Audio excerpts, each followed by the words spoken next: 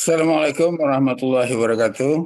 Waalaikumsalam. Waalaikumsalam warahmatullahi wabarakatuh. Di pagi ini kita akan mendengarkan kajian tematik tentang makanan yang halal dan thayyib sesuai dengan Al-Quran yang nanti akan dibawakan oleh Ananda Andra. Andra ini adalah dosen di Fakultas Kedokteran. Dia di bagian gizi dan dia juga spesialis anak ya. Ya, Bro. Dan kita semua nanti dapat mendengarkan, mungkin ada hal-hal yang selama ini kita tidak paham, mudah-mudahan akan menjadi paham, dan dihubungkan juga dengan ayat-ayat Al-Quran. Baiklah, barangkali tidak berlama-lama, silakan Dr. Andra untuk memulai. Baiklah, Assalamualaikum warahmatullahi wabarakatuh. Waalaikumsalam warahmatullahi wabarakatuh. Apakah layar sudah terlihat? Bisa. Pada kesempatan pagi ini, saya akan coba sedikit sharing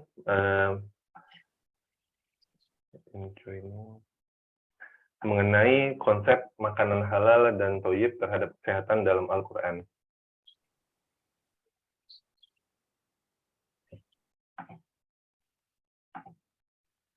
Untuk pendahuluan, Al-Quran merupakan anugerah terbesar dari Allah Subhanahu wa Ta'ala, dan salah satu aspek yang terdapat dalam Al-Quran adalah kesehatan.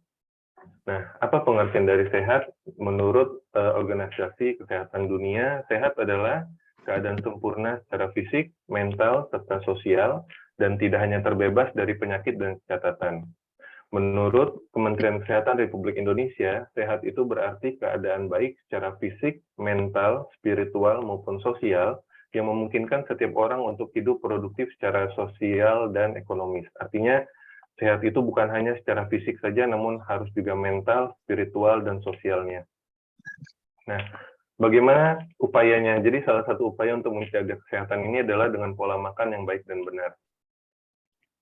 Secara etimologi, to'am itu adalah berarti makanan. Dan penggunaan kata to'am dalam Al-Quran ini bersifat umum, yakni setiap yang dapat dimakan.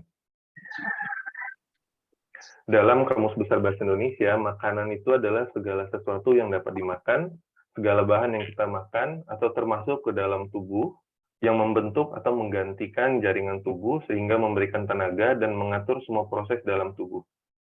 Allah Subhanahu wa Ta'ala memperhatikan apabila seseorang makan, maka akan menjadikan rasa nikmat dan puas. Namun, terkadang manusia menjadi lalai mengenai manfaat makanan, yaitu untuk menjaga kelangsungan hidupnya.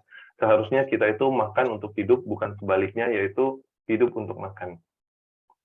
Nah, telah banyak hasil penelitian yang menyatakan kesalahan dalam mengkonsumsi makanan itu dapat mengganggu kerja tubuh seperti makan berlebihan, terlalu banyak garam, gula, kemudian makanan tambahan, alkohol, merokok, dan lain sebagainya.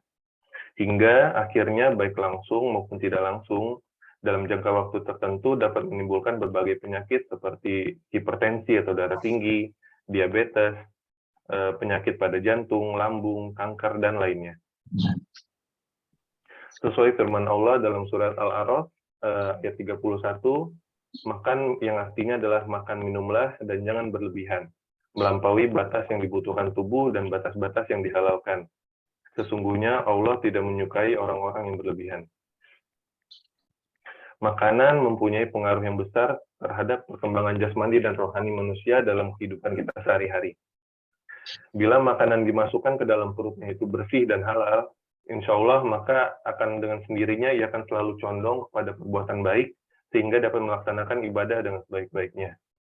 Islam mewajibkan setiap manusia agar makan dengan makanan yang halal untuk kesehatan, serta mencari ridhonya Allah Subhanahu wa Ta'ala di dunia, dan mendapatkan kebahagiaan di akhirat kelak. Dalam Al-Quran itu terdapat perintah untuk mengkonsumsi makanan halal dan thayyibat. Dalam surat Al-Baqarah 168 yang telah dibacakan oleh Buya, hai sekalian manusia, makanlah yang halal lebih baik dari apa-apa yang terdapat di bumi, dan janganlah kamu mengikuti langkah-langkah syaitan. Apa definisi makanan halal? Secara bahasa, kata halal ini berasal dari bahasa Arab, dari akar kata halal, yahillu, halan, wa halalan, yang berarti dihalalkan atau diizinkan dan dibolehkan. Makanan yang halal berarti diperbolehkan untuk dimakan menurut ketentuan syariat Islam. Kata halal dalam Al-Quran ini disebutkan sebanyak 39 kali, namun kata halal yang berkaitan dengan makanan disebutkan dalam Al-Quran sebanyak 15 kali. Hampir setengahnya. Ada 5 aspek makanan halal yang harus kita ketahui. Yang pertama, halal zatnya, halal cara memperolehnya, halal cara memprosesnya, termasuk penyembelihan, pembersihan, dan pemasakan, halal pada penyimpanannya, dan halal dalam penyajiannya. Ada beberapa syarat konsep halal dalam mengkonsumsi makanan yang dapat dijadikan acuan kita untuk beribadah kepada Allah, yaitu yang pertama, kebersihan dan kesucian makanan yang halal. Tetapi ada beberapa hal yang kurang disadari dan diperhatikan, termasuk proses pembuatan, kebersihan, kesucian, alat masak, dan tempatnya. Yang kedua, tidak mengandung syubhat. Syubhat ini terjadi dalam kondisi adanya keraguan dan percampuran. Dalam hal ini perlu diperhatikan, tidak termasuk hewan yang dilarang atau tidak disembelih sesuai syariah, tidak mengandung najis termasuk minyak babi, bangkai, dan narkoba, serta bumbu bebas dari najis. Dan yang ketiga, tidak bercampur dengan yang haram, baik dalam penyediaan, proses, dan penyimpanannya. Selanjutnya adalah makanan thayyib. Jadi memang paling utama adalah makanan tersebut harus halal terlebih dahulu, dan yang kedua, thayyib.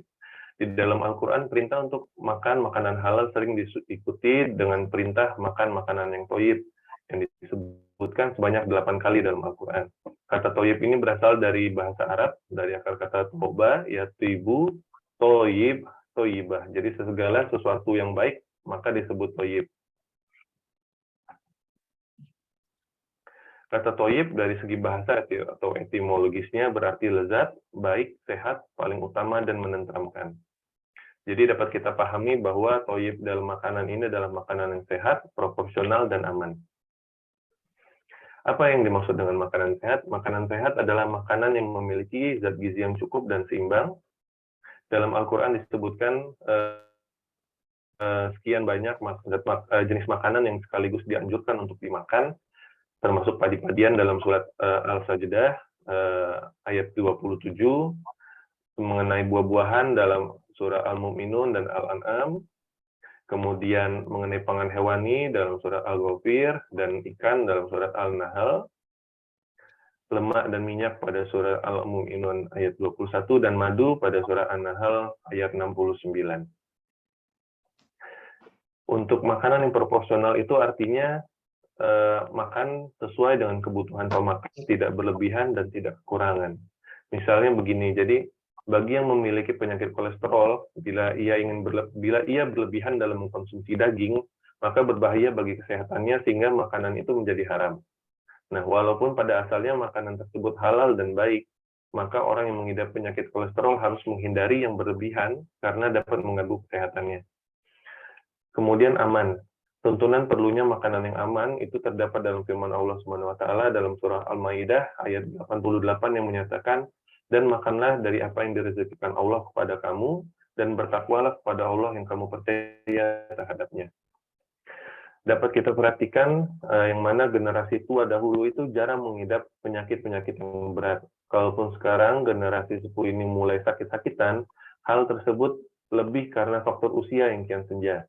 Namun sebaliknya, generasi yang lebih muda saat ini sudah mudah dihinggapi berbagai penyakit sejak usia produktif, bahkan sejak masa kanak-kanak dan remaja akibat faktor gaya hidupnya. Ada beberapa syarat atau konsep thayyib dalam mengkonsumsi makanan yang dapat dijadikan acuan manusia. Yang pertama, makanan mudah dicerna, karena makanan yang sulit dicerna akan mengakibatkan kerja sistem pencernaan tubuh manusia menjadi berat, selain itu akan menyulitkan penyerapan unsur-unsurnya. Yang kedua, makanan harus mengandung protein, karbohidrat, lemak, vitamin, mineral, dan air. Zat tersebut adalah zat gizi yang digunakan oleh tubuh untuk pertumbuhan, pemeliharaan, dan perbaikan sel-sel yang rusak, serta penyediaan energi untuk beraktivitas. Makanan harus cukup mengandung kalori untuk sumber tenaga. Jadi kalori yang dihasilkan oleh karbohidrat dan lemak dapat dijadikan sebagai sumber energi tetap untuk melakukan kegiatan sehari-hari. Kemudian makanan yang mengandung cukup serat.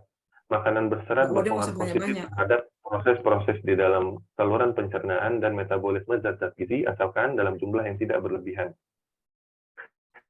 Makanan harus mengandung cukup air. Jadi apabila makanan tidak mengandung cukup air, maka kerja sistem pencernaan akan menjadi berat. Selain itu, makanan yang mengandung cukup air akan mencukupi kebutuhan tubuh akan cairan karena sebagian besar tubuh manusia terdiri dari air. Nah, dari ilmu gizi terdapat pedoman gizi seimbang. Mungkin dulu kita punya slogan 4 sehat 5 sempurna. Namun dalam perkembangan ilmu gizi tidak cukup tepat untuk mengakomodir bila hanya berbicara tentang 4 sehat 5 sempurna saja tanpa keseimbangan. Dalam perkembangan ilmu gizi yang baru, pedoman 4 sehat 5 sempurna itu telah berubah menjadi pedoman gizi seimbang yang terdiri dari 10 pesan tentang menjaga gizi. Nah, yang pertama adalah membiasakan mengkonsumsi aneka ragam makanan pokok. Yang kedua, batasi konsumsi panganan manis, asin, dan berlemak. Yang ketiga, lakukan aktivitas fisik yang cukup dan pertahankan berat badan ideal.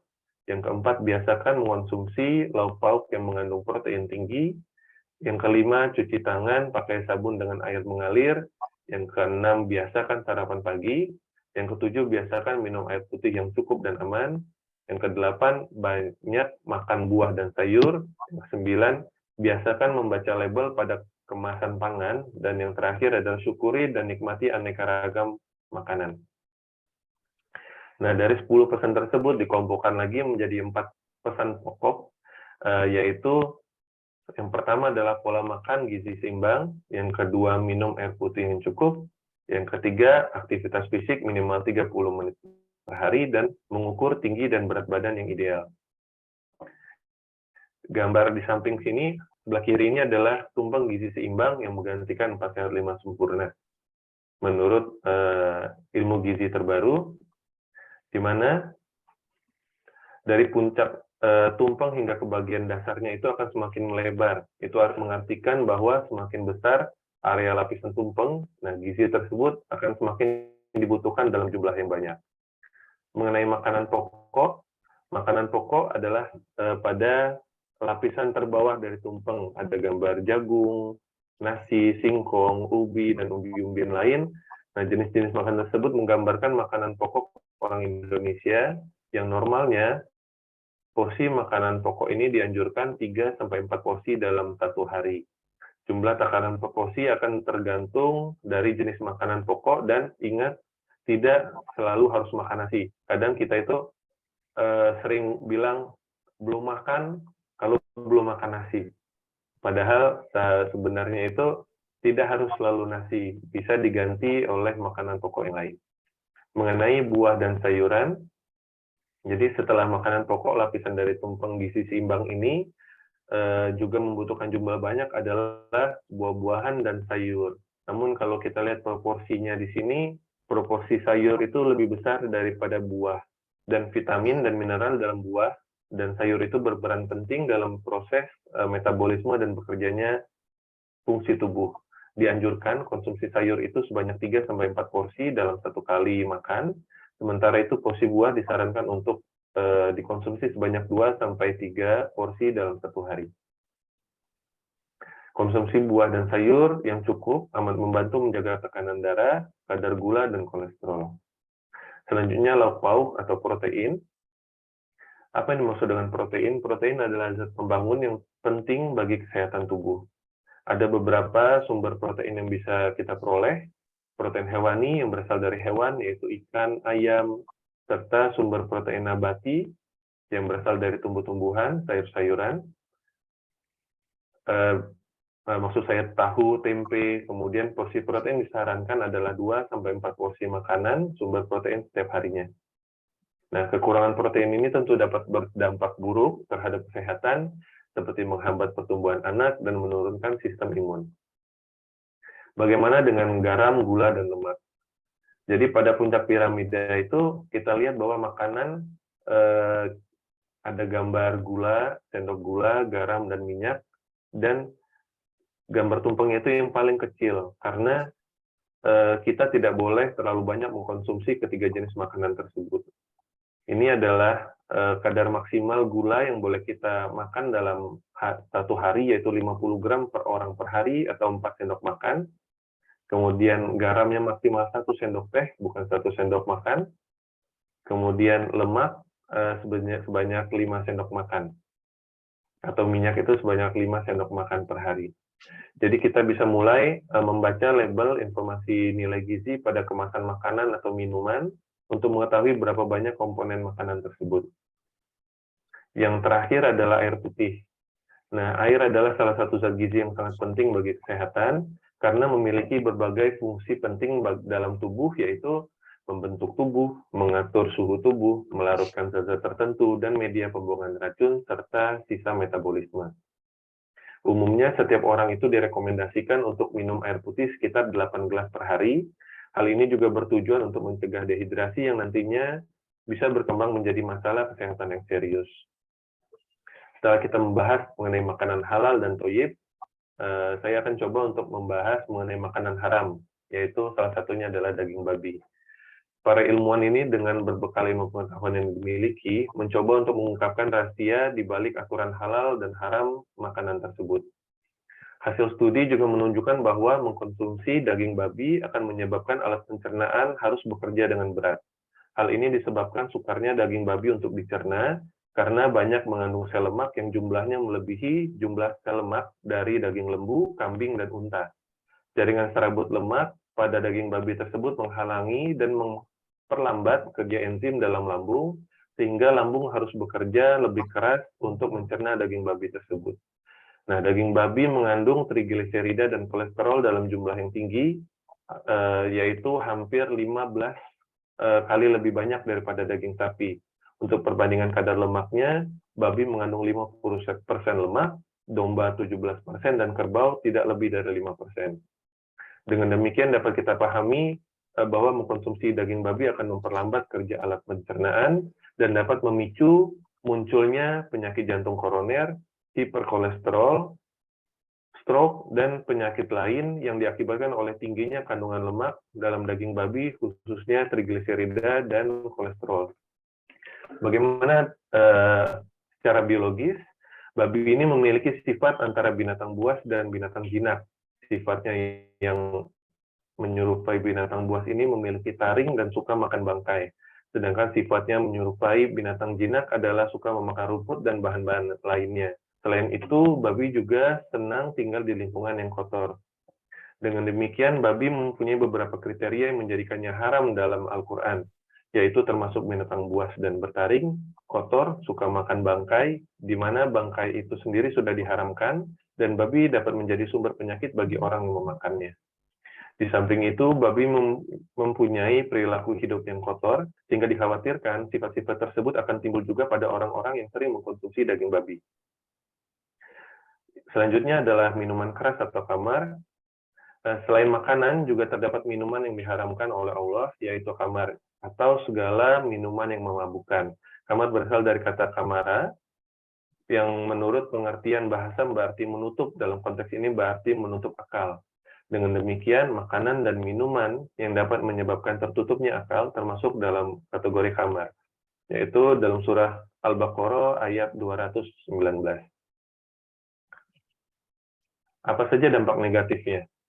Yang pertama, merusak susunan saraf, karena rangsangan ke pusat saraf tidak teratur, menghambat perkembangan embrio pada ibu hamil yang mengkonsumsi minuman keras, kemudian menipiskan dinding hati, sehingga dapat menimbulkan perdarahan dan busung perut, kemudian menyebabkan tubuh sensitif terhadap berbagai macam penyakit, memicu penyakit tekanan darah tinggi, menyebabkan penimbunan lemak dalam hati, dan memicu timbulnya penyakit jantung, pecahnya pembuluh darah otak. Demikianlah sharing saya pada kesempatan pagi hari ini. Terima kasih banyak dan semoga bermanfaat. Assalamualaikum warahmatullahi wabarakatuh. Waalaikumsalam warahmatullahi wabarakatuh. Baiklah, terima kasih Ananda, Dr. Andra. Barangkali kita masuk ke dalam diskusi. Saya belum ada yang raise hand.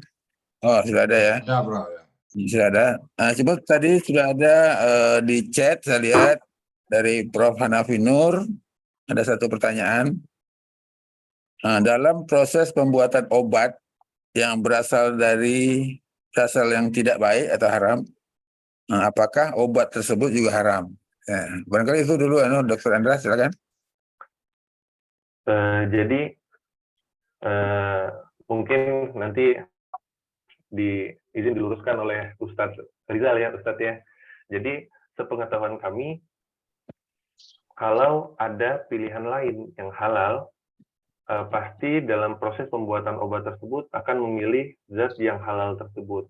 Namun apabila memang tidak ada, dan dalam kondisi yang darurat, jadi obat tersebut menggunakan misalnya bersinggungan dengan minyak atau dari makanan yang haram, obat tersebut masih dapat dikategorikan halal karena kegawat daruratannya.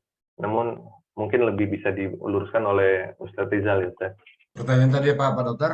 Pertanyaannya? Mengenai pembuatan obat yang berasal dari yang tidak baik atau haram. Apakah obat tersebut haram? Oke, dalam kaidah Islam, rasanya nggak ada yang haram jadi obat. Jadi misalnya, oh ini haram, tiba-tiba jadi obat. Mungkin makanan itu kayak di hutan gitu. Daruratnya itu kalau misalnya kita kelaparan. Tapi untuk obat itu kan kita perlu proses. Rasanya tidak ada yang membolehkan barang haram jadi obat. Pasti barang haram itu jadi penyakit. Nah, itu mungkin jawaban saya agak apa. Tapi untuk lebih lanjut nanti saya tanya lagi ke apa. Tapi prinsip saya nggak ada yang haram itu menjadi obat. Kayaknya misalnya kayak babi. Oh tiba-tiba ada daging babi, tas susuk babinya, entah taring babinya jadi obat, nggak ada itu. Cuma akal-akalan manusia aja itu. Pasti ada barang lain. Ya. Itu Pak, ada jawaban saya Pak Dokter. Baik, terima kasih Buya Rizal. Bagaimana Prof. Hanafi? Ada komentar?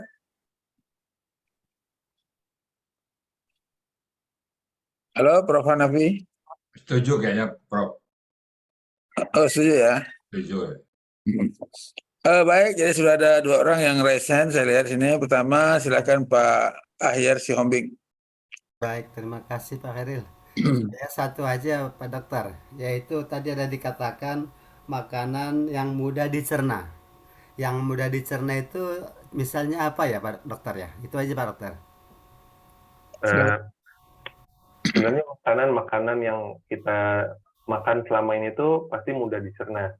Yang susah dicerna itu apabila makanan tersebut berlebihan seratnya. Misalnya karena misalnya Pak, kita ingin menurunkan berat badan, setiap hari kita makan sayur aja Pak. Makan nasinya sedikit, makan lauk pauknya sedikit, makan sayur terus. Sedangkan sayur itu sendiri itu sulit untuk dicerna. Gitu. Jadi berlebihan serat dalam tubuh juga tidak baik untuk kesehatan. Kemudian seperti mie instan yang misalnya sering dimakan, mie instan atau burger atau makanan pasta-pasta lain itu dapat bertahan di dalam lambung itu lebih dari 24 jam. Nah, makanan yang sulit dicerna itulah yang akan membuat tubuh kita berat untuk mencernanya. Seperti itu, Pak Ahyar. Terima kasih Pak. Baik, terima kasih Pak Ahyar. Maaf, apakah screen-nya bisa ditutup? Oh iya. Oh bisa. Bisa. Oke. Jadi barangkali protein termasuk yang mudah dicerna ya. Di lambung, asam lambung aja dia sudah hancur. Nah, cuma lemak sulit ya. Begitu Pak Ahyar. Kemudian barangkali ada banyak pertanyaan sudah ada di chat dulu ya. Nanti baru ke yang raise hand. Jadi saya lihat dari Ibu Reni Trisilawati. Bagaimana Pak Dokter bila makanan minuman dari babi dan khamar yang sudah diatur zatnya tetap haram? Contoh Grand Sun, ada yang 0 alkohol, ada kue kelapa tar menggunakan rum yang non alkohol. Kemudian ada sikat gigi dari bulu babi, ya, gitu ya. Silakan Dokter Andra. Kalau itu mungkin ke area agama kali Prof. Mungkin ya, hukumnya kali ya yang ditanya Prof. Iya, hukumnya. Itu setetes pun ya namanya haram tetap haram. Nggak ada pengecualian. Oh 0,01%, 0,2% jadi halal, enggak. Satu tetes kalau banyaknya haram maka sedikit juga haram. Nggak ada pengecualian Prof. Di haramnya ya. Kan pertanyaan ke agama tadi itu. Ya, jadi kalau dimakan masuk mulut, masuk tubuh, walaupun sedikit tetap haram gitu Tetap ya. haram, tetap. Ya. Nah, cuma kalau misalnya sini ini ada pertanyaannya, kan ada sikat gigi dari bulu babi. Dia tidak dimakan, cuma digunakan untuk sikat gigi. Pertanyaan kita, ada nggak sikat gigi yang lain? Yang bukan bulu babi. Kalau ada, beli yang Ada lain. pilihan, Jangan kita membenarkan. ada pilihan yang lain. Ada pilihan lain. Kalau kalau tidak kita nggak tahu ya. Kalau kita tahu itu sikat gigi dari babi, ya udah nggak usah beli. Baik. Bung Ali, Andra ada komentar? Ya, saya setuju dengan Ustadz. Jadi kalau sikat gigi dari bulu babi itu hanya variasi dari marketing orang menjual. Kalau untuk kita orang Islam, ya banyak pilihan sikat gigi yang lain. Jadi saya sangat setuju dengan Ustadz. Dan kalau seandainya ada tulisan 0% itu harus kita baca dulu labelnya. Kalau 0% itu artinya 0/100 sama dengan 0. Kalau memang 0% artinya tidak ada. Kalau tidak ada, kalau menurut saya ya, kalau tidak ada alkoholnya artinya boleh diminum. Tapi kalau kita ragu, seperti yang tadi saya sampaikan, apabila kita ragu sebaiknya kita tinggalkan. Ya, Seperti itu. aku tinggalkan. Baik, bagaimana Bu Reni? Sudah puas Bu Reni? Assalamualaikum Pak Ustadz. Maksud saya begini, sikat itu bukan hanya sikat gigi saja, tetapi sikat untuk kue itu pengoles kue itu sikatnya itu kalau kita nggak hati-hati sebenarnya di situ banyak yang dari bulu babi gitu. Karena kan saya pernah maksudnya produk kue begitu ya. Ternyata banyak itu di situ dari bulu sikat babi gitu. Jadi tidak yang dari plastik saja, tapi kebanyakan yang dari karena itu ternyata itu lebih lembut, lebih menyerap kepada yang untuk alat bakar di restoran-restoran itu kebanyakan pakai sikat yang dari bulu babi. Yang di fast food itu dan lain sebagainya itu satu. Kemudian Green Sand itu di dalam mengolah produknya dia bilang 0%. Kita orang Islam semua tahu bahwa mau 0% kayak mau berapa persen kayak itu tetap haram. Karena kenapa? Taste-nya daripada Green Sand itu adalah taste alkohol. Kira-kira seperti itu. Letak masalahnya ini adalah bahwa ketika kita itu berada di daerah yang sedikit muslimnya. Kira-kira seperti itu Pak Ustadz. Misalnya kita lagi ada di luar negeri dan seterusnya. Begitu. Bu Reni, apapun alasannya, kalau sudah ada kita tahu itu ada unsur babi, unsur alkohol, tinggalkan Bu. Kita nggak usah cari alasan lagi yang lain. Udah, nggak Green Sand kita minum air putih aja. Emangnya butuh kita Green Sand? Kan nggak butuh kita Green Sand. Ngapain tuh kita kaji Green Sand? Minum air putih. Aqua, ya nggak? Ya Pak Dokter ya? Iya. Green Sand kita bahas. Ya, maksudnya bukan sayanya, tetapi luar biasa pemasaran daripada orang-orang tersebut begitu. Sehingga orang awam, ya. Termasuk Bu? Termasuk kue-kue itu Pak Ustadz. Ya, tinggalkan Bu. Udah, tinggalkan aja. Nah, jadi kalau yang berbau ada kondisi di situ ada babi nggak, ada yang haram-haramnya, udah tinggalkan aja. Nah, ya, nggak usah dipakai. Kita masih ada alternatif lain, masih banyak barang subsidi yang lain. Beli aja singkong gitu. Ya Pak Prof ya, singkong, pisang aman kan. Cari yang aman-aman aja. Berarti tidak kita makan ya Pak Ustadz? Yang usah kan kita dalam gizi nggak butuh itu kan. Kan Green Sand kita butuh nggak Pak Dokter? Green Sand tubuh kita butuh Green Sand nggak? Enggak. Yang saya presentasikan tadi air putih. Itu air putih. Berarti kita siap disebut apa kayak gitu ya? Nggak masalah, nggak ada masalah. Nggak ada masalah, Bu. Jangan dimakan, begitu ya? Iya, disebut apa kita?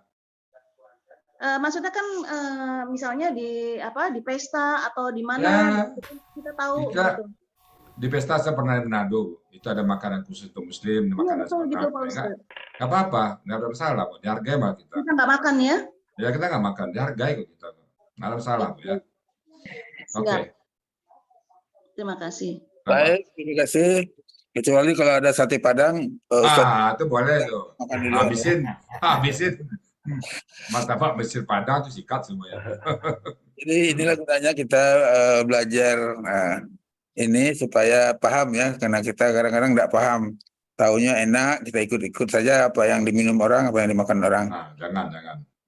Baiklah, berikutnya saya lihat Ibu Ismi, silakan Bu Ismi, sudah raise hand. Assalamualaikum Pak Hairil. Waalaikumsalam. Waalaikumsalam warahmatullahi wabarakatuh. Saya juga dari Palembang, Dokter Andra. Bu, sama. Nah, kita tetanggaan dulu kantornya. Saya di gini Dokter Andra.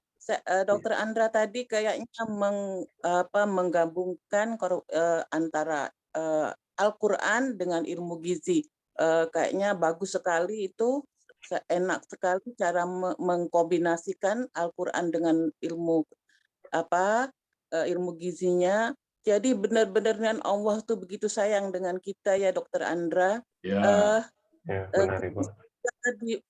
Tidak boleh makan berlebihan, itu sudah dilihat. Jadi kita sendiri salah dalam mengkonsumsi garam, kan sekarang ini kan banyak hipertensi, itu sebenarnya karena kezoliman diri kita sendiri, tidak tahu itu isi aja.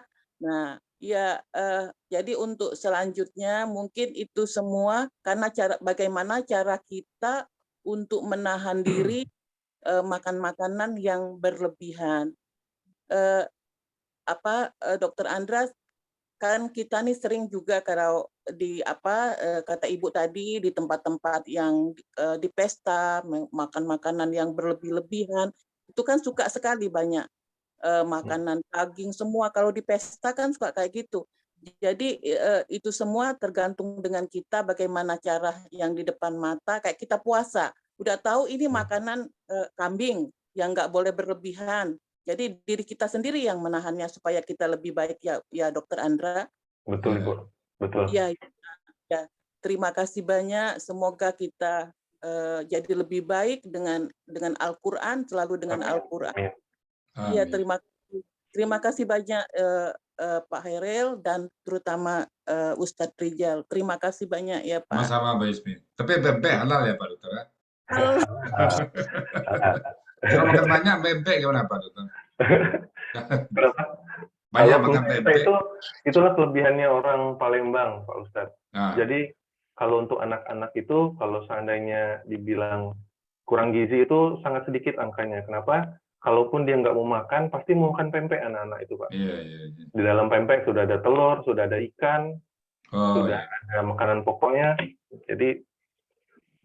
Tapi pengalaman saya sedikit Prof ya. Saya dulu ke Palembang tugas. Rupanya sarapan paginya pempek Dokter. Hari pertama oke. Hari kedua oke. Hari ketiga mencet-cet. Kenapa itu Pak Dokter? Hari ketiga mencet. Gimana Pak? Dan waktu saya tugas ke Palembang dulu meriksa, itu hari pertama. Banyak cuko. Makan mirip cuko. Karena bukan pempek, karena cukonya ya. Hari ketiga mencret jadi itu. Jadi karena cukanya ya. Cukanya. Oke. Bukan karena pempek. Karena Ustadz tuh belum kuat, belum biasa. Kalau gitu. Udah biasa Ustadz. Oh iya. Alhamdulillah Pak Dokter, saya sejak banyak orang Palembang tuh ada aja pempek datang ke Sentul Pak Dokter. Ada. Alhamdulillah. Belum habis yang pempek yang baru, datang lagi yang baru itu. Alhamdulillah. Makasih semuanya. Alhamdulillah. Iya. Oh baik Pak Ustadz. Jadi yang masalahnya kan ada juga misalnya rendang. Cuma rendang kan dari daging yang halal. Cuma ada juga rendang babi sekarang, itu yang problem. Ya. Jadi harus hati-hati. Hati-hati. Apakah betul rendang itu rendang dari sapi atau dari kerbau ya? Sekarang ada rendang dari babi, jadi harus hati-hati. Mudah-mudahan pempek tidak ada yang dicampur dengan daging babi karena dia pakai ikan itu ya. Terima kasih Bu Ismi. Kemudian ada pertanyaan lagi dari Bu Afrida Wesizal. Tanya dokter, bagaimana kita meyakinkan diri kita bahwa bahan yang kita pakai buat dimasak itu sudah diproses secara halal. Misalnya daging ayam yang kita beli di pasar, gitu ya. Bagaimana meyakinkan kita? Nah, kalau ditanya bagaimana meyakinkan, Caranya dengan bertanya. Dengan bertanya dengan penjualnya. Karena hanya penjualnya yang bisa meyakinkan pembelinya. Apakah daging ini disembelih dengan mengucapkan nama Allah, dengan sesuai dengan syariat Islam atau tidak. Kalau saya ditanya bagaimana meyakinkan diri kita, ya bertanya dengan penjualnya. Seperti itu, Prof. Ya, mungkin saya tambah dikit, Pak Dokter. Kalau kita ragu, ya tinggalkan. Jadi prinsipnya kalau ragu, kita tinggalkan. Misalnya ayam ini kita lihat, ini kayaknya penjualnya tuh serampangan ini, atau misalnya non-muslim, mungkin sembelih sembarangan, udah tinggalkan aja. Cari yang kita yakin. Kan masih banyak penjual ayam yang lain, atau daging yang lain. Yakin kita mungkin bagaimana akhlak orang yang penjualnya, kayaknya Islami nih, pasti daging sembelihnya pakai bismillah, udah. Nanti terakhir pada saat kita mau makan, baca bismillah lagi. Nah, gitu ya. Itu ya, Bu ya.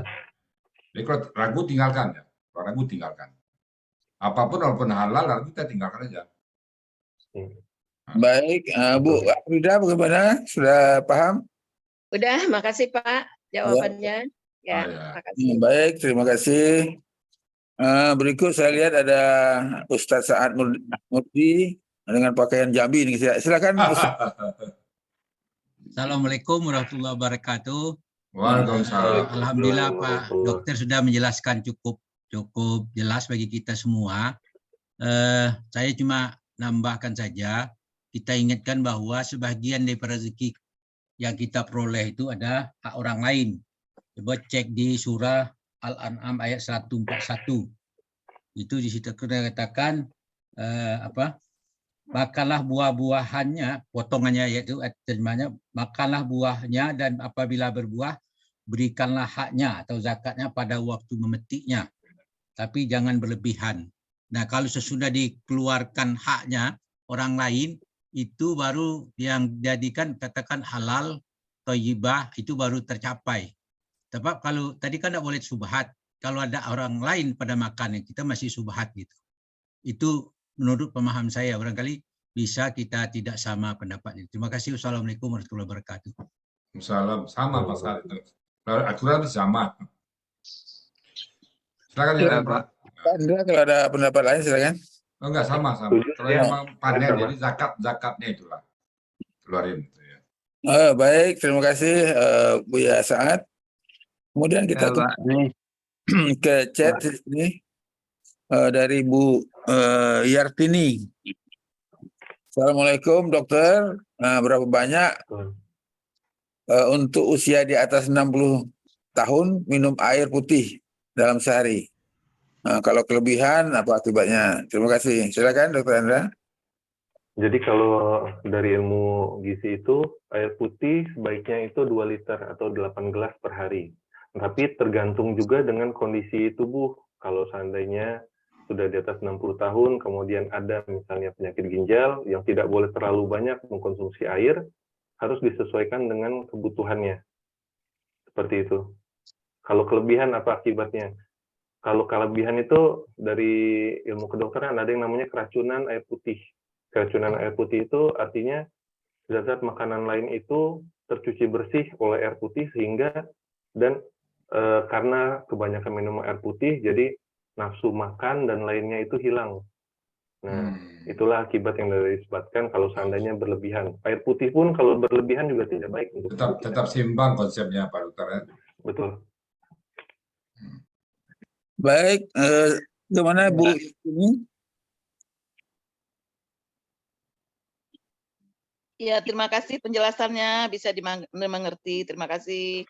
Itu resen banyak, Prof. Itu resen itu banyak sekali itu. Ya, masih ada 2 lagi yang resen. Berikutnya. Tiga, 4 lagi, Prof. Nah, yang 2 sudah selesai itu. Nah, sekarang 6 di meja saya tuh. 6 jadi 4 lagi. Bu Mia, Pak Sunario, Pak Muslim Munanta, Bu Milda, 4 lagi tuh. Ya, silakan Bu Dinas. Terima kasih, Prof. Assalamualaikum warahmatullahi wabarakatuh. Waalaikumsalam. Saya langsung ke pertanyaan aja ya, Pak. Pertanyaan saya ini bagaimana mengatasi keseimbangan gizi untuk anak kecil yang sulit makan sayur dan buah, dokter. Itu aja. Terima kasih. Assalamualaikum warahmatullahi wabarakatuh. wabarakatuh. Waalaikumsalam. Waalaikumsalam warahmatullahi wabarakatuh. Jadi kalau di anak-anak itu memang banyak banget feeding problem atau masalah makan. Apalagi yang anak-anaknya itu 0 sampai 6 bulan kita tahu diwajibkan untuk ASI eksklusif. Kalau seandainya sudah tercapai 6 bulan pertama ASI eksklusif, dan diatur pula di dalam Al-Quran, saya lupa nama surahnya, menyelesaikan persusuan sampai usia 2 tahun untuk ibu-ibu yang menyusui. Al-Baqarah ya Ustaz ya. Ya. Kemudian itulah hebatnya Al-Quran tuh. Sampai penyusuan pun telah dijelaskan dengan sangat baik di dalam kitab kita. Nah, setelah itu mulai dari 6 bulan ke atas, kita mulai dengan fase MPASI atau makanan pendamping ASI. Setelah banyak penelitian itu yang mengatakan kalau seandainya MPASI-nya gagal, misalnya anaknya dipaksa makan, kemudian karena takut dikatakan tetangga-tetangganya anaknya itu kurus, jadi anaknya dipaksa makan dengan jumlah yang banyak, mengakibatkan anak tersebut trauma untuk makan. Dia takut makan, timbullah GTM, gerakan tutup mulut pada anak. Nah, kalau sudah GTM itu sulit, Ibu. Kalau sudah mental anak yang kena, anak trauma untuk makan, akan sulit untuk makan. Akibatnya apa? Mereka akan lebih memilih-milih makan. Ada yang cuma memakan kerupuk aja tiap hari, makan nasi pakai kerupuk, makan nasi, ada yang makan nasi pakai empek-empek kalau di Palembang. Nah, bagaimana dengan buah dan sayur? Kalau seandainya pengenalan awal dari usia MPASI itu tidak dikenalkan dengan buah, dengan sayur, kemudian dibiarkan sama orang tuanya, yang penting anaknya makan aja misalnya prinsipnya, itu yang akan terjadi. Anaknya kurang buah, kurang sayur, apa akibatnya? Di dalam buah dan sayur kan, seperti yang saya jelaskan tadi, ada banyak vitamin, ada banyak mineral. Hal tersebut kalau tidak tercukupi, maka akan menyebabkan kekurangan vitamin dan kekurangan mineral pada tubuh anak. Akibatnya apa? Banyak penyebabnya. Banyak akibatnya. Salah satunya itu sistem imun anak akan menurun dan anak gampang sakit. Kita ketahui kalau di Palembang saat ini tuh lagi banyak banget anak-anak yang sakit. Di satu sekolah itu kalau satu batuk, satu kelas, satu sekolah itu batuk semua.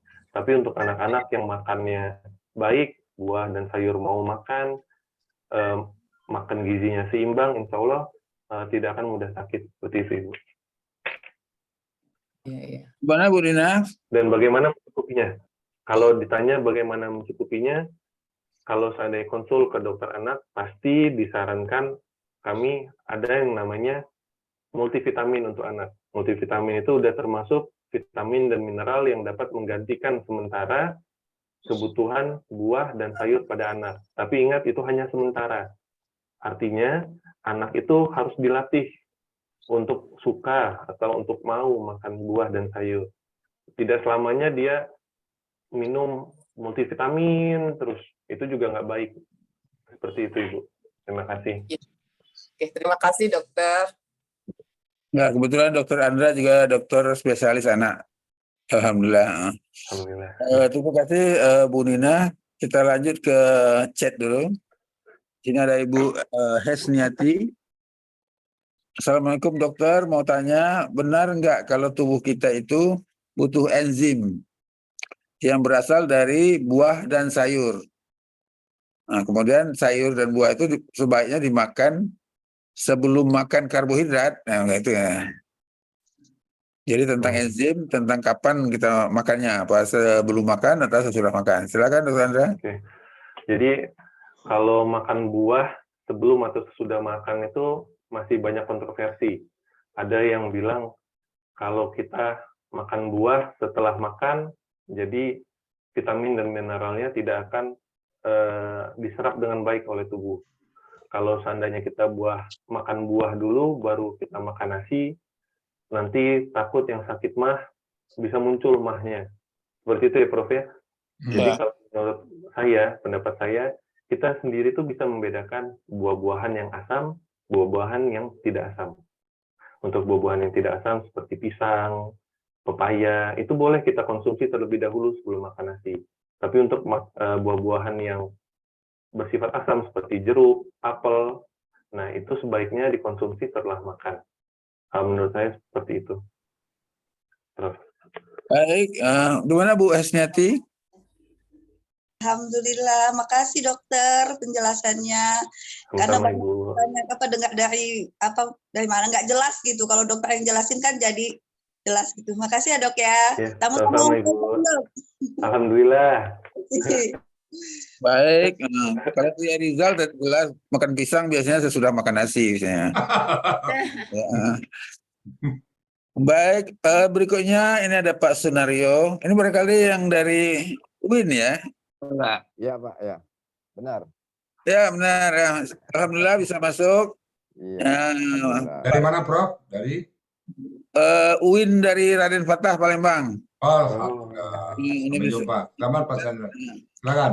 Beliau ini biasanya tugasnya kalau kita misalnya membuat masjid supaya arahnya tuh benar, nah kita konsul dengan beliau. Oke. Nah kita nanti karena dari UIN ini juga banyak ilmuwan bisa mengisi juga acara kita ini. Insya Allah. Baik, silakan Pak Sunario. Ya baik, Pak Heril, Pak Andra, Pak Dr. Andra dan Pak Rizal Al-Hasani. Ya. Terima kasih. Assalamualaikum warahmatullahi wabarakatuh. Waalaikumsalam warahmatullahi wabarakatuh. Ya, alhamdulillah kali ini saya bisa bergabung karena diundang atau diajak oleh Profesor Hairil ini ya. Ya, saya sehari-hari mengajar di Fakultas Syariah UIN Raden Fatah Palembang. Itu kalau resminya saya mengajar fikih, Pak. Ya, tapi lebih banyak saya mengajar ilmu falak ya. Tadi benar dikatakan, iya salah satunya adalah untuk menentukan arah kiblat gitu. Ya. Nah, tapi dalam kesempatan ini saya ada hal lain.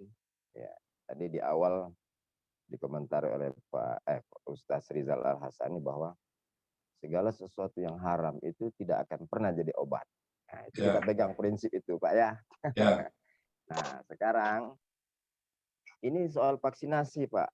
Ya, vaksinasi ya saya beri contoh yang biasa dilakukan orang untuk yang mau pergi haji ya. Nah, atau umroh mungkin ya. Saya pergi haji juga masih menunggu giliran, Pak. Itu ada namanya vaksinasi meningitis, Pak ya. Ada ya, Pak ya? Ya. Meningitis. Nah, kalau orang-orang tidak divaksin katanya tidak boleh masuk ke Saudi. Nah, itu menurut kabar, saya juga tidak ahli bidang itu, memang bukan ahli saya. Katalisator atau katalis untuk pembuatan vaksin itu katanya dari insulin babi itu, Pak. Ya. Nah, itu. Nah, ketika tahun 2010 saya ketemu dengan Ketua Komisi Fatwa MUI Pusat, Pak Mustafa Yakub, Imam Masjid Istiqlal waktu itu. Dia baru pulang dari mana? Dari Belgia katanya. Itu Pak, tidak ada katanya, tidak bisa kita menggunakan yang katalis dari insulin hewan lain, katanya, misalnya sapi. Nah, jadi terpaksalah kita tetap menerima vaksin itu dari seperti yang sekarang ini, vaksin meningitis yang katalisnya itu dari insulin babi itu. Nah, ya jadi kata saya kalau begitu selamanya kita darurat, apa tuh Pak Kiai gitu saya. Iya itu darurat katanya. Karena selain dari babi itu harganya mahal untuk jadikan insulin katalis vaksinasi meningitis itu. Nah, pertanyaan saya apa memang benar katalisator dari insulin babi itu lebih murah dari misalnya dari sapi gitu, Pak Dokter ya. Ini mohon komentarnya. Terima kasih. Mungkin sebelum ke Pak Dokter, satunya Pak Sunario. Menurut Pak Sunario, yang namanya barang haram kan nggak pernah jadi obat. Boleh kan nggak? Boleh nggak? Ya, tidak. Artinya gini, secara saya juga mendapat fatwa dari orang yang ahlinya, saya dengar dari ahlinya, yang namanya haram pasti dilarang. Jadi kita nggak bisa membenarkan itu ya. Nah, sekarang masalahnya benar nggak barang itu dari babi itu ya? Ya, katalis. Silakan Pak Dokter. Ya. Baik, terima kasih Pak Sunario atas pertanyaannya yang menarik sekali nih Pak. Dan ini sudah jadi perdebatan panjang dari zaman dahulu kala itu Pak. Jadi memang katalisator untuk vaksin meningitis dulu sebelum 2010 itu menggunakan atau bersinggungan dengan barang haram yaitu babi. Nah, kenapa dulu itu diharuskan? Karena angka kejadian meningitis pada saat itu tuh melonjak, sehingga pemerintah Arab sendiri mewajibkan untuk vaksin meningitis tersebut. Kenapa? Karena zaman dahulu itu kita menggunakan babi karena dianggap DNA babi itu sama dengan manusia atau menyerupai manusia. Nah, itulah salah satu patokan kita juga bahwa ingat kita nggak boleh makan sesama kita, Pak. Kalau DNA-nya sama, artinya Makan sama kita. kita itu makan saudara kita sendiri, seperti itu, Pak. Jadi, Kanibal jadinya ya. ya benar, seperti itu. Dan mulai 2010, kalau Bapak baca lagi nanti ada fatwa dari MUI bahwa vaksin meningitis itu sudah menggunakan vaksin yang halal, Bapak. Jadi tidak usah lagi ragu, kalau untuk umroh, haji, terus vaksin meningitis, vaksin aja, Pak. Karena dari 2010 itu dari MUI sudah mengeluarkan fatwa bahwa vaksinnya halal, tidak berhubungan dengan lagi yang tidak lagi dengan yang haram seperti itu. Oke. Terima kasih, Pak. Baik, terima kasih. Barangkali tambahan untuk Pak Sunario, memang babi ini sekali beranaknya bisa 12. Iya. Sedangkan sapi 1, paling banyak 2. Kemudian babi ini 6 bulan sudah bisa dipanen. Sedangkan sapi barangkali 4-5 tahun. Jadi memang secara ekonomi jadi murah dia gitu ya. Gitu. Barangkali itu tambahan dari saya. Ya, terima kasih, Prof. Pak Ustadz, boleh izin nggak Pak Ustadz? Saya mau itu sapa, itu dosen saya Pak Ustadz, itu dosen saya Pak Sunario Pak Ustadz. Oh, silakan. Pak Ustadz, saya Hesniati Pak, angkatan 92. Waktu angkatan kuliah Pak Sunario itu Pak Ustadz, saya sendiri dapat nilai A, ilmu falak. Waktu menentukan satu Syawal itu cuma saya yang benar. Itu karena ya. Ya. Alhamdulillah ya. Kenapa murid yang nganggur di sini, Pak? Reunian jadinya, Pak. Reunian. Barangkali ilmu falak juga nanti bisa dihubungkan dengan kajian tematik, barangkali Pak. Bisa. Pak Sunario. Baiklah, ditunggu untuk selanjutnya Pak Prof. Ya, kita tunggu. Kita jadwalkan Sabtu ya. Ya, Prof. Terima kasih. Baik, terima kasih Pak Sunario. Saya juga sama-sama hari ini. Terima kasih juga ya. Nah, kemudian saya lanjut dulu ke chat. Ini ada pertanyaan Pak Asy Hombing, barangkali sudah terjawab ini tadi ya. Nah, kemudian ada Anna Yulianita ya yang menanyakan PPT. PPT sebetulnya sudah di-share di grup WA ya.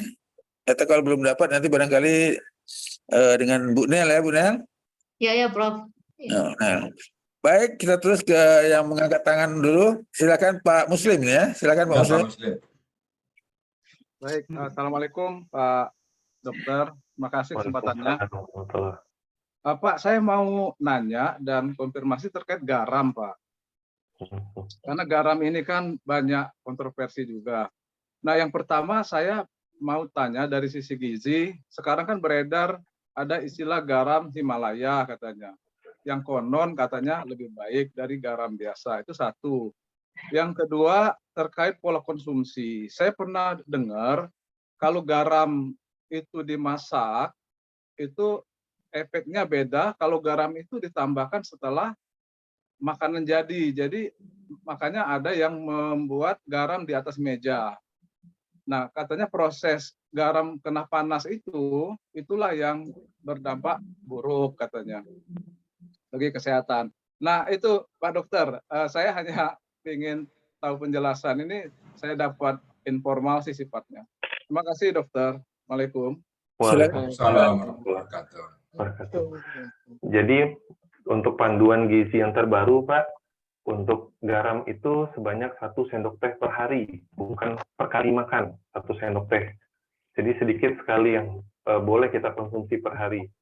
Nah, sebelum saya jawab pertanyaan Bapak tadi, saya jelaskan terlebih dahulu bahwa makanan-makanan kemasan, kalau kayak yang anak-anak sukai kayak ciki, kemudian atau minuman-minuman bersoda, itu semua itu sudah ada garamnya semua, Bapak. Jadi mulai sekarang kita harus mulai ngeh untuk membaca label. Membaca label itu artinya kalau seandainya kita sudah minum atau minuman bersoda, sudah ada garamnya, harus kita hitung. Jangan sampai tidak terhitung. Akibatnya nanti kok tahu-tahu sudah darah tinggi, seperti itu. Padahal saya sudah menjaga makan sebaik mungkin, garam sehari 1 sendok teh, tapi ternyata minuman bersoda, ciki-cikian, itu masih jalan terus. Seperti itu. Nah, kalau ditanya tentang garam Himalaya, jadi apa sih bedanya garam biasa sama garam Himalaya atau garam merah kalau kita sebut? Sebenarnya sama aja, itu sama-sama garam. Cuman beda kandungannya. Kalau garam biasa itu hampir 100%-nya itu natrium atau garam itu sendiri.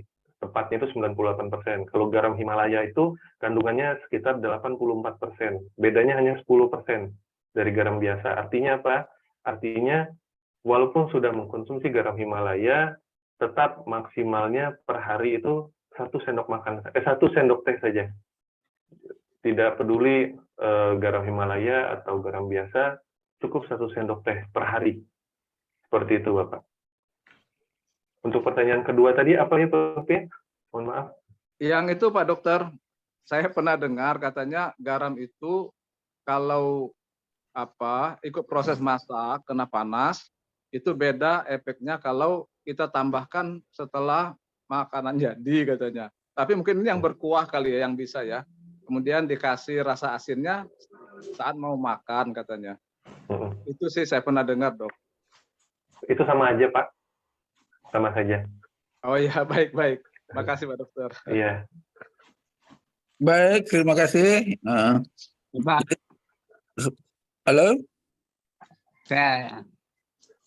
Halo, siapa nih? Pak Diono, Prof. Pak Diono. Oh, Diono ya, silakan Pak Diono. Cuman tidak langsung angkat tangan nih, tidak pakai aplikasi ya. Silakan Pak Diono. Orang tua kita, Pak Prof. Ya, silakan Pak Diono. Terima kasih. Assalamualaikum, Pak Dokter.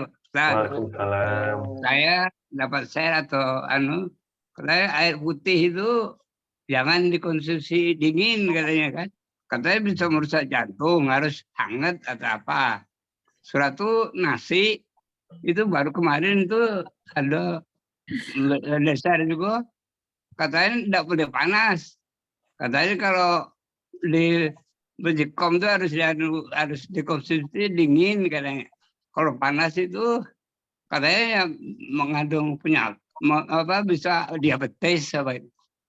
Katanya anak muda banyak diabetes karena makan nasi yang panas itu. Nah, katanya yang nasi air dingin itu katanya bisa merusak ginjal. Nah, itulah yang saya baca itu dari dokter. Itulah saya mohon mungkin penjelasan dari dokter.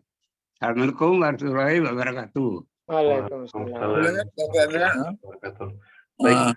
Untuk pertanyaan yang pertama tadi tentang air dingin ya, Pak ya. Sebelum menjawab itu mungkin kita udah pernah melihat kalau seandainya minyak kalau ketemu dingin langsung membeku dia, Bapak. Itu sama halnya kalau seandainya kita habis makan, kita minum air dingin. Artinya setelah kita minum air dingin nanti makanan di dalam tubuh kita itu akan lebih menetap atau lebih sulit untuk kita cerna dan kita keluarkan. Seperti itu, Bapak. Tapi boleh tidak kita mengkonsumsi air dingin? Ya, boleh-boleh aja. Asal ingat prinsipnya tidak berlebihan. Seperti itu, Bapak. Dan yang kedua, mengenai nasi panas dan nasi dingin ya, Pak ya. Kalau nasi panas, lebih nikmat rasanya itu, Pak. Saya sendiri kalau makan, enakan pakai nasi yang panas gitu. Yang baru keluar dari Magicom. Kalau ditanya apa bedanya, kalau nasi panas itu memang lebih banyak dia mengandung gula, atau gulanya itu lebih cepat diserap oleh tubuh. Jadi, kalau untuk orang-orang yang menderita diabetes, gula darahnya akan lebih cepat naik. Seperti itu, kalau dibandingkan nasi yang dingin. Seperti itu, Bapak. Jadi kalau untuk orang-orang diabetes memang disarankan untuk mengkonsumsi nasi yang sudah ditunggu sekitar 5 menit di luar dari penanak nasi. Seperti itu, Bapak. Baik, bagaimana Pak Hadi? Ya, pasti itulah. Kadang banyak anak-anak takut nanti cucu-cucu kita kena diabetes, misalnya, makanya nasi panas terus itu. Sekarang ini, jadi diubahlah sekarang harus didinginkan dulu. Itu Nah, mungkin, kalau menurut saya sendiri, Pak, kalau untuk anak-anak, menurut selera mereka, Pak. Kenapa? Asal tidak berlebihan, insya Allah tidak akan menjadi penyakit, Bapak. Mau nasi dingin atau nasi panas. Tapi khusus untuk penderita diabetes, ada baiknya mengkonsumsi nasi dingin seperti itu, Bapak. Baik, terima kasih Pak Hadi. Jadi sebelum ke Ibu Milda, ini ada dari Tuan Fatur. Ini barangkali dari Bangka ya. Ini saya dulu. Assalamualaikum, dokter izin bertanya, apakah makanan yang tidak halal, yang kita tidak tahu sumbernya, apakah tetap mempengaruhi perilaku sifat tidak baik? Nah, ini tadi ya. Barangkali Andra atau Buya Rizal, silakan. Saya dulu ya Ustaz ya. Silakan. Jadi kalau menurut saya ada dua orang. Yang pertama orang yang pura-pura tidak tahu, yang kedua orang yang benar-benar tidak tahu. Kalau orang itu benar-benar tidak tahu, insya Allah aman saja seperti itu. Tapi kalau orang yang pura-pura tidak tahu bahwa makanan tersebut tidak halal, maka makanan tersebut akan tetap mempengaruhi perilaku atau sikap yang tidak baik seperti itu. Silakan Ustadz Riza. Kalau pendapat saya, kalau yang sudah dilarang oleh Allah, ya pasti akan mendatangkan mudarat bagi kita ya. Apakah kita tahu atau tidak tahu, apakah ada penelitian atau tidak? Misalnya dilarang, katakanlah babi. Ternyata hasil penelitiannya mengatakan baik, pasti hasil penelitiannya yang perlu diperbaiki. Karena yang dilarang oleh Allah pasti nggak baik bagi kita, Pak. Itu udah pasti. Jadi kita nggak mengkaji lagi, larang ini apakah baik atau tidak, pasti tidak baik. Menurut saya gitu, Pak. Gitu, Pak, Prof. Baik, terima kasih. Gimana Tuan Fatur? Halo, Tuan Fatur, masih ada? Baik, kalau tidak ada, silakan Ibu Milda yang sudah capek kali tangannya nih, udah dari tadi. Ya, Assalamualaikum Ustadz Rizal dan Waalaikumsalam. Ini Dokter Andra ini Pak, teman SMA anak saya nih Pak. Oh gitu. Waktu di SMA 17 Andra. Iya. Jadi ini saya akan menanyakan, mungkin untuk Ustadz juga, untuk Dokter Andra juga, bagaimana kita bisa menyikapi makanan anak-anak kita sekarang yang banyak di mall. Jadi makanan kekinian yang mungkin makanan kekinian milenial ini yang di situ ada halal, ada halalnya, tapi kita nggak tahu sampai mana penilaian kehalalannya itu. Apakah toyibah juga kita nggak tahu. Nah juga kalau kita makan di hotel-hotel bisa berbintang, yang ada kadang-kadang di sebelah memang tidak disediakan, tapi ada makanan yang nggak halalnya, jelas daging babi misalnya kan. Nah itu bagaimana menyikapinya? Karena saya tuh mungkin berpikir mungkin inilah jadikan apa anak-anak kita ini sulit kalau untuk diajak belajar agama. Mungkin apakah ini karena makanan-makanan ini? Ya mungkin itu pertanyaan saya. Makasih Ustadz dan Dokter. Silakan Dokter Andra nanti. Wassalamualaikum warahmatullahi wabarakatuh. Assalamualaikum warahmatullahi wabarakatuh. Ibu Milda, ibunya siapa Bu? Ibu Ayu Fadilah. Oh, dari teman saya dari SD tuh Ibu.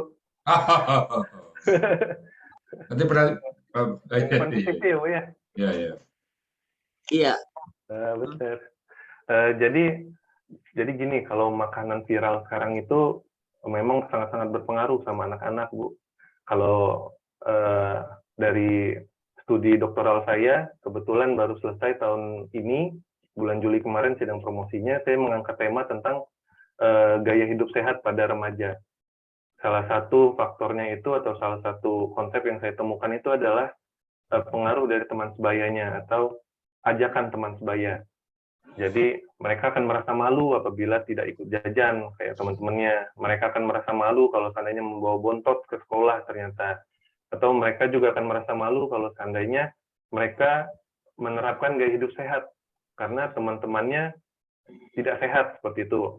Kalau kata orang Palembang itu cak kiyoan, takut dia dibilangin cak kiyoan seperti itu. Nah, pengaruhnya bagaimana? Seperti yang sudah dijelaskan tadi, segala sesuatu yang haram itu akan menyebabkan dampak atau perilaku yang tidak baik terhadap pemakannya. Jadi, kalau memang kita ketahui bahwa makanan tersebut haram atau tidak baik untuk anak-anak kita, disitulah salah satu peran orang tua untuk membatasi anaknya untuk mengkonsumsi makanan tersebut. Untuk nilai gizinya, bisa kita lihat dalam kemasannya atau bisa kita googling, oh ternyata makanan misalnya kayak roti keju yang bisa ditarik-tarik itu, oh ternyata kandungan gulanya sangat tinggi, oh ternyata kandungan kolesterolnya tinggi, seperti itu Ibu. Terima kasih. Salam untuk ini, ayo Ibu ya. Ya, bagaimana Bu Milda? Sudah paham? Halo? Ya, mungkin kalau yang misalnya kandungan gizi itu mungkin sudah paham. Ini kebanyakan kita itu kan anak-anak kita yang di mall-mall itu, nah itu yang di mall-mall itu kadang-kadang ya makanan-makanan misalnya dari Korea, Jepang, segala macam itu. Nah itu gimana kita, memang kadang-kadang memang ditulis di situ halal MUI itu, tapi kan kita nggak tahu sedalam apa penilaian kehalalannya itu. Tapi sekarang itu jadi makanan anak-anak kita kan di mall-mall itu. Ya mungkin kalau Dokter Andra pernah nggak misalnya makan-makan yang kayak gitu kan, jelas rasa saya kalau milenial itu pasti kalau jalan-jalan ke mall, nah saya suka miris itu ini sampai di mana ini kehalalannya, misalnya apa ya, kalau misalnya roti, bread talk, seandainya itu bukan itu aja, mungkin banyak lagi yang Korea, Jepang, itu di mall-mall utama di Jakarta. Nah itu Ustadz. Mungkin kaidahnya gini Bu, kalau kita ragu, tinggalkan. Begitu ada pertanyaan dari kita, apakah ini halal apa enggak, udah tinggalkan itu. Begitu bertanya kita, ragu ini kan, kita ragu nih, halal apa tidak, udah tinggalkan itu. Maka itu sudah memenuhi syarat untuk ditinggalkan. Tinggalkan yang ragu, ambil yang tidak ragu. Goreng ayam, rendang Padang, jajanan pasar, itu pakai Bu. Kan di mall itu ada juga jajanan pasar, ada juga rendang Padang. Ya pergi ke rendang Padang aja Bu. Ya kan nggak kalah Ya, apa. kalau Ya Prof ya, rendang Padang sama pempek kan nggak kalah. ya itu kalau kita Ustadz, kalau kita ini anak-anak kita milenial ini, keluarga-keluarga kecil ini. Yakin kan ya. Insya Allah kalau ibunya ngaji terus pasti anaknya patuh. Masalahnya kan ibunya belum ngaji. Kalau ibunya ngaji pasti patuh. Nah, bisa aja lah. Jadi kalau ragu, udah tinggalkan. Barangkali tambahan bahwa dulu kan jarang kanker, sekarang banyak kanker. Barangkali itu salah satu penyebabnya kayaknya. Baik, terima kasih Bu Milda. Sebelum ke Pak Raffles, ini ada satu dari Yufi Muzar. Assalamualaikum dokter, mohon diperjelas apakah 1 sendok teh per kepala atau per serving atau per kilogram makan? Nah, itu ya. Per hari Bapak? Iya, per hari ya. Halo Pak Yufi. Assalamualaikum, maaf Prof. Yufi. Jadi per hari itu per kepala berarti ya dok ya? Atau bagaimana ya? Per hari per orang. Per orang. Oh begitu. Orang satu kepala biasanya Ibu. Ya, makasih dokter, lebih jelas. Terima kasih, sama-sama Ibu. Baik, terima kasih. Jadi masalahnya adalah kalau kita orang Sumatera ini kalau ndak asin, nggak enak itu kan, atau di Jawa kalau ndak manis ndak enak. Jadi itu juga masalah untuk budaya masing-masing ya. Berikutnya silakan Buya Raffles. Halo. Oke, makasih Pak Khairil Anwar. Makasih Buya. Ya. Oke, baik Pak Dokter, saya mau nanya. Ini ada teman ya, kira-kira umurnya sekitar 85 tahun. Dia kemudian ke dokter bilang, dia pernah bilang ke saya bahwa saya umur 86 tahun, dokter bilang jantung saya paling bagus. Kemudian dokternya nanya, apa Bapak lakukan sehari-hari? Dia bilang dia mewajibkan dirinya makan pisang minimal 2 satu hari. Apakah kira-kira akibat pisang itu jantungnya orang yang sudah tua gitu bisa lebih terjaga dan bagus dokter? Kira-kira itu pertanyaannya. Makasih Pak Dokter, Pak Anwar, makasih Pak Khairil Anwar, makasih. Ya, silakan Dokter Andra. Nah baik Pak, kebetulan makan pisang itu juga favorit saya Pak. Kalau ditanya hobinya makan apa, makan pisang. Apa manfaatnya? Jadi pisang itu salah satu makanan yang mengandung tinggi kalori kalau katanya. Satu buah pisang itu bisa sekitar 100 kilokalori kandungannya, atau 1/5 dari makanan pokok kita. Kalau ditanya pengaruhnya pada jantungnya, ingat saja kalau seandainya kita makannya gizinya seimbang, insya Allah tubuh kita akan berjalan normal sampai usia tua, seperti itu Pak. Tapi kalau ditanya kalau setiap hari makan pisang terus, nggak makan nasi, nggak makan sayur, nggak makan ikan, nggak baik juga. Tetap seperti itu. Terima kasih, Bapak. Lanjutannya barangkali dokter, kira-kira normalnya saya mungkin sama dengan dokter. Saya dari kecil karena saya hidup di kampung, jadi pisang itu setiap hari saya harus nebang pisang itu dokter. Jadi makan pisang itu kayaknya sudah makai minum air lah kira-kira begitu. Jadi saya kadang-kadang satu hari itu kadang-kadang bisa menghabiskan setengah atau satu sisir pisang gitu dokter. Apakah kira-kira kelebihan itu ada dampak negatifnya nggak dok? Kalau sampai setengah sisir banyak banget Bapak. Kalau dari panduan seimbang tadi saya sampaikan itu cukup 2-3 porsi Bapak per hari. Atau 2-3 buah per hari. Seperti itu. Kalau kebanyakan apa? Kalau kelebihan nggak baik. Kalau setengah sisir berarti yang lebih dari 10 ya Pak ya. Itu marah tuh Pak. Barangkali pisangnya yang kecil barangkali. Pisang lidi, Prof. Nah, ini pisang rotan. Oke, makasih dok. Baik, terima kasih Pak Raffles. Berikutnya masih ada ini pertanyaan. Pak ini yang masih angkat tangan, Pak Muhtamil Ayub, silakan Pak. Baik. Assalamualaikum warahmatullahi wabarakatuh. Waalaikumsalam. Terima kasih Pak Prof, Khairil Anwar, Pak Ustadz Rizal, dan Pak Dokter. Ini saya menyambung pertanyaan dari Pak Muslim Gunanta. Ya, karena kebetulan ini pengalaman saya waktu kecil. Itu orang tua saya kalau makan pasti di piring disediain garam gitu sedikit gitu, ditaruh di pinggir, terus sebelum makan dicocol. Gitu, dicocol terus makan gitu. Katanya ada hadisnya gitu. Cuman saya belum pernah mengkaji dokter dan Pak Ustadz. Gitu. Jadi katanya untuk mencegah penyakit gitu. Nah, mohon penjelasannya gitu, mungkin dari Pak Ustadz atau Pak Dokter gitu berkaitan dengan makan garam sedikit dulu sebelum makan gitu Ustadz. Pak Dokter, silakan. Terima kasih, silakan Dokter Andra dulu. Terima kasih Pak pertanyaannya. Jadi kita tetap memegang pedoman gizi seimbang Pak.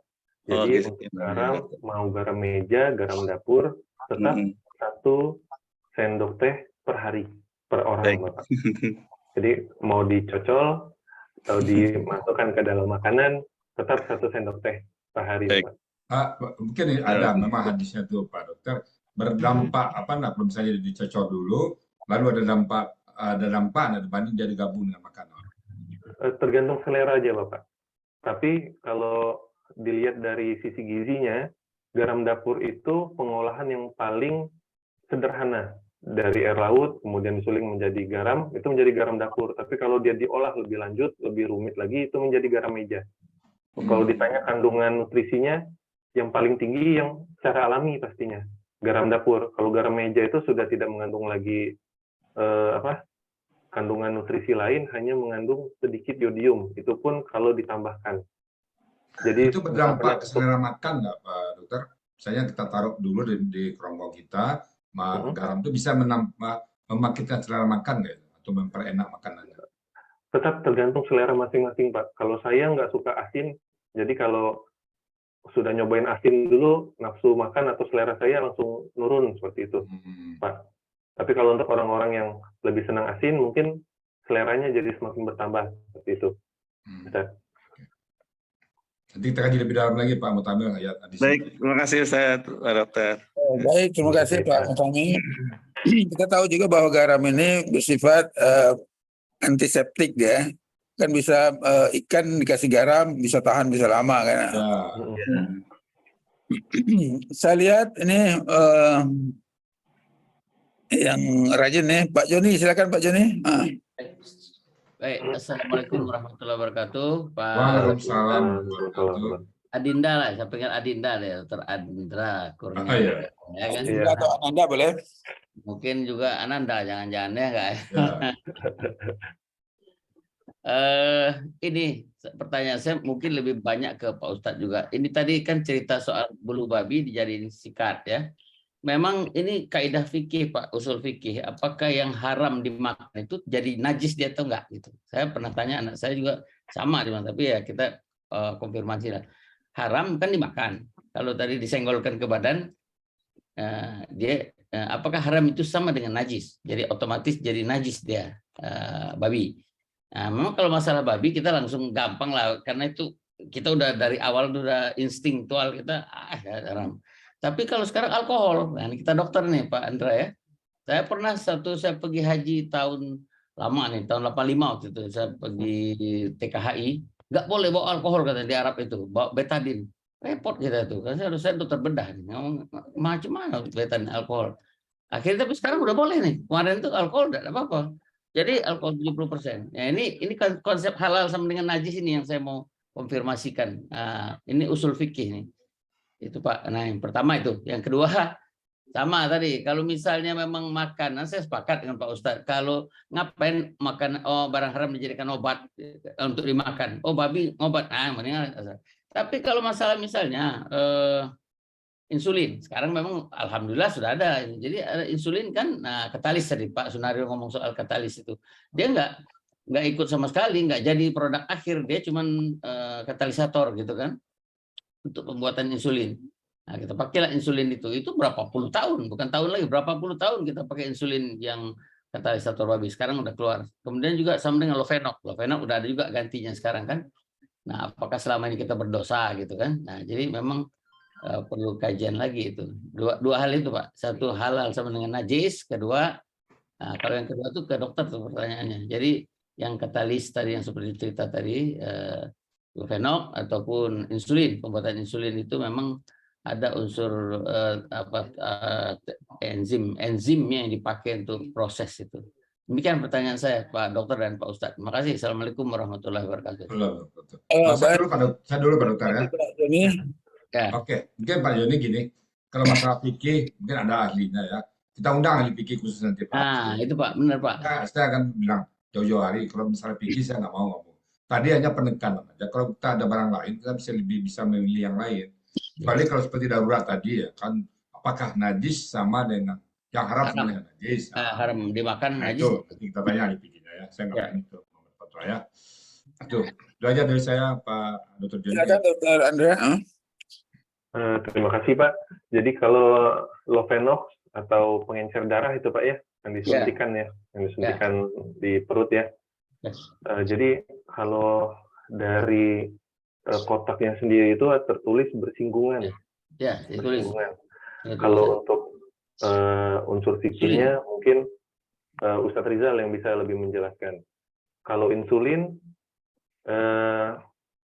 saya belum terbaca kalau dia bersinggungan juga dengan. Ya, nggak ditulis tuh. Kalau Lovenox nyata ditulis. Anda harus kasih tahu ke pasien Anda. Kalau menurut saya sendiri, kalau memang sudah tertulis, artinya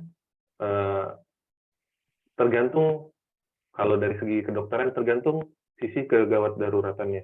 Kalau ada obat yang lain, lebih baik kita menggunakan obat yang lain. Betul. Sekarang udah aman, sekarang udah ada yang itu. Kalau dulu itu berapa tahun Pak Lovenox itu dipakai itu untuk pasien sebelum ada yang sekarang ini. Sekarang udah ada. Betul. Semenjak 2010 sudah banyak hal-hal yang bersinggungan tersebut sudah diganti dengan yang halal seperti itu Pak. Baik, terima kasih Pak Joni. Ya kita lihat misalnya alkohol ya, alkohol kan tidak boleh diminum ya, haram ya. Cuma untuk hand sanitizer dipakai itu ya. Itu dia. Nah itu dia. Kemudian apakah boleh itu dibawa untuk sholat misalnya untuk pakaian ya? Nah, kali itu. Saya ngalamin Pak ke Mekah tahun 85 itu, nggak boleh bawa alkohol katanya. Kita perlu kan buat desinfektan kan. Jadi betadin dibolehkan atau itu. Ya, kan hand sanitizer umumnya alkohol 70% ya. Tapi kan menguap dokter, kalau menguap kan alkohol sifatnya. Iya kan bersenggolan Bu. Ya, makanya kalau dia jadi najis kan nggak bisa kan. Najis kan senggol, nasir mukhaladah jangan itu. Cuman apakah haram dimakan sama dengan najis gitu, itu yang pertanyaan. Makanya tadi kita undang kan kita. Ya itu Pak, betul setuju Pak Ustaz. Itu tanda tanya buat saya. Karena kalau fikih itu kan banyak pendapat ya. Bagusnya kita panggil ahli ya nanti. Ya. Khusus bicara fikih aja. Usul fikih. Bisa. Baik, terima kasih. Sepertinya sudah habis pertanyaan. Kalau ada silakan kalau masih ada. Pak Herin. Prof. Siapa ada? Terakhir satu lagi Pak, ada yang lupa ke Pak ini nih, ke Pak Andran. Ya, kita kan sering gini, efek dari makanan yang haram itu kelakuan nggak bagus itu lebih banyak efek spiritualnya atau efek nyata. Ada secara fisiologisnya bisa dijelaskan nggak? Misalnya babi itu nggak bagus tadi ada kan jelas penjelasan dokter tadi kalau babi lemak dan sebagainya trigliserid itu nggak sehat itu ya. Tapi kalau makanan lain yang nggak baik atau yang haram merusak itu kan ada misalnya orang anak dikasih makan pakai duit korupsi gitu kan nanti jadi brengsek lah kelakuannya itu kan spiritual mungkin ya sebenarnya dampaknya kan bukan nyata fisikal gitu. Gimana Pak Dokter pendapatnya? Kalau ditanya seperti itu yang bisa saya jelaskan memang sebatas fisik Bapak. Pengaruhnya terhadap fisik kita. Kalau untuk mental dan itu balik lagi ke masing-masing orang dan penilaian lingkungannya seperti itu Pak. Bisa pengaruhnya kalau Pak Ustadz tadi kalau yakin kalau Allah melarang pasti memang nggak baik. Ya, gitu.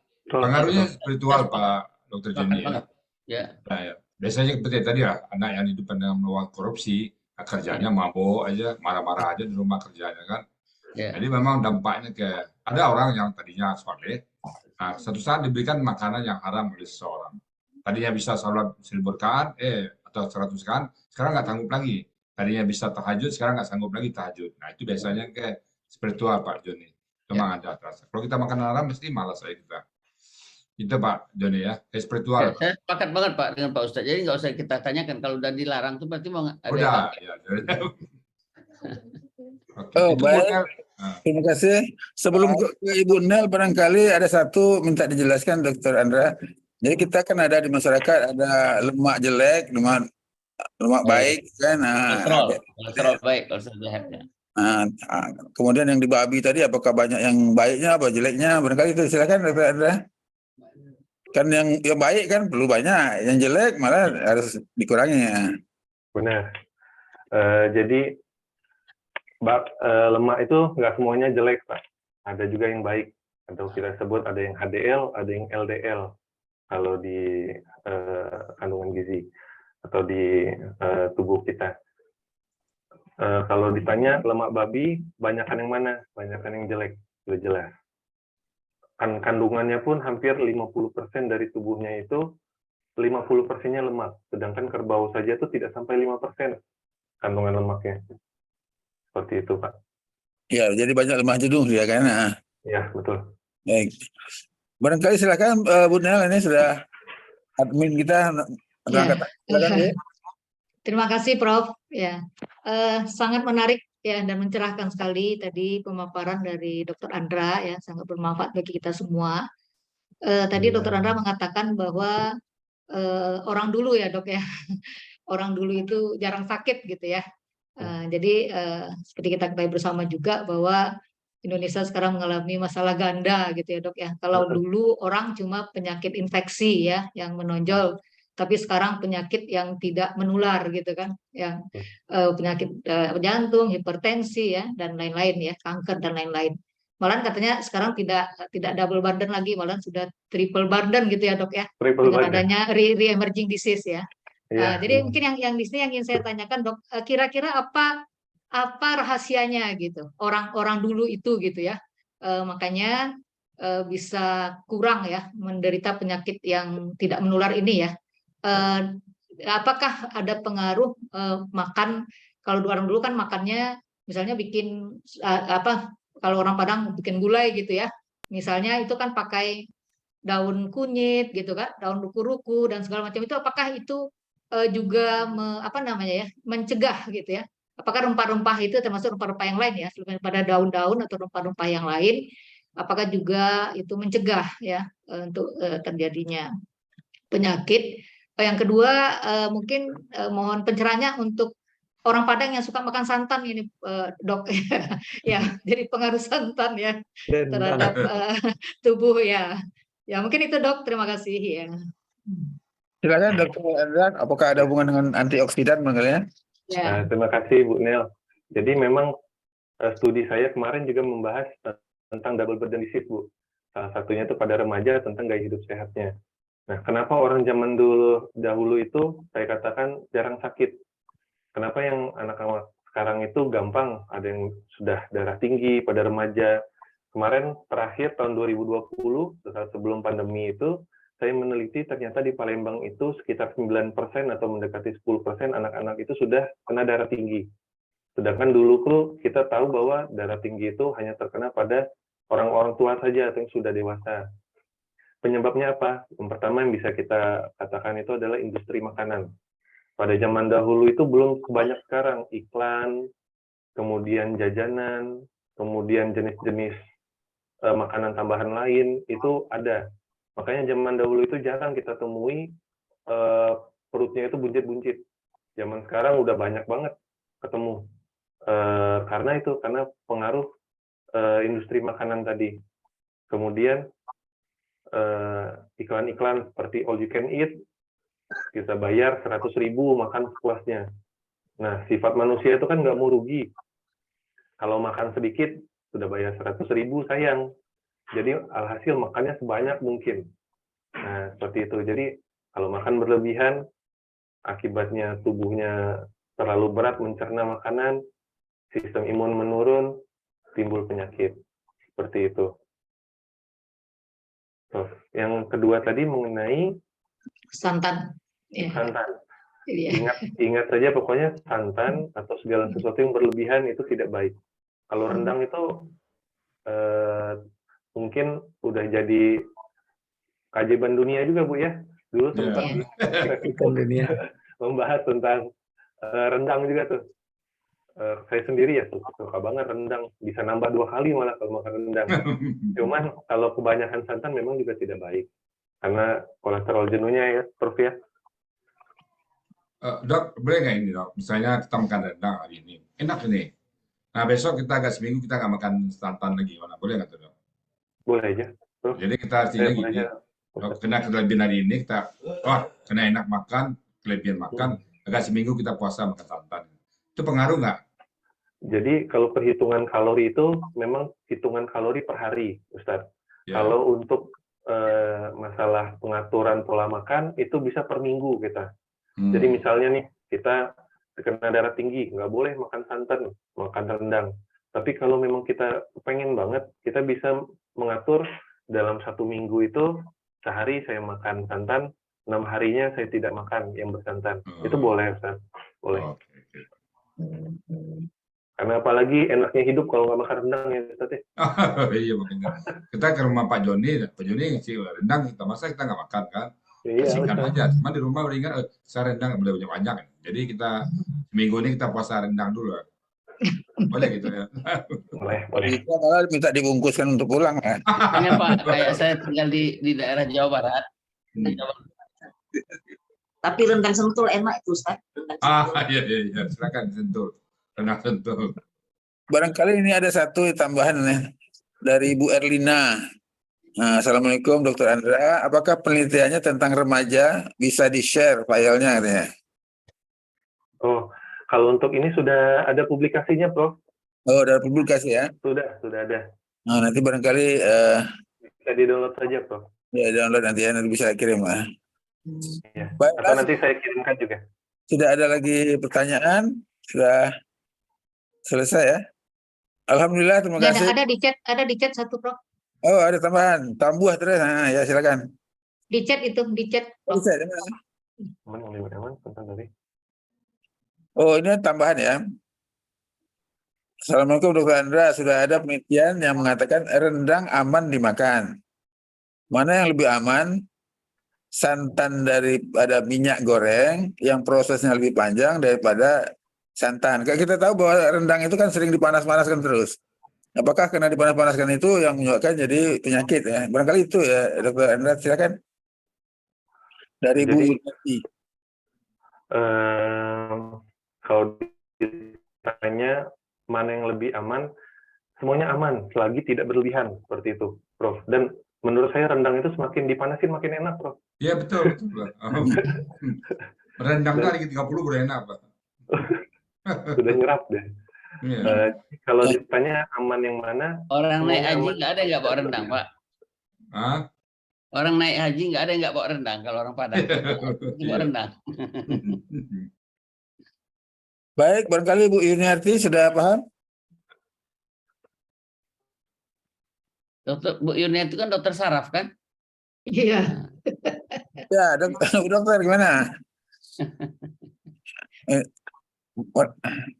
Baiklah, kalau tidak ada lagi barangkali pernyataan akhir dari Dr.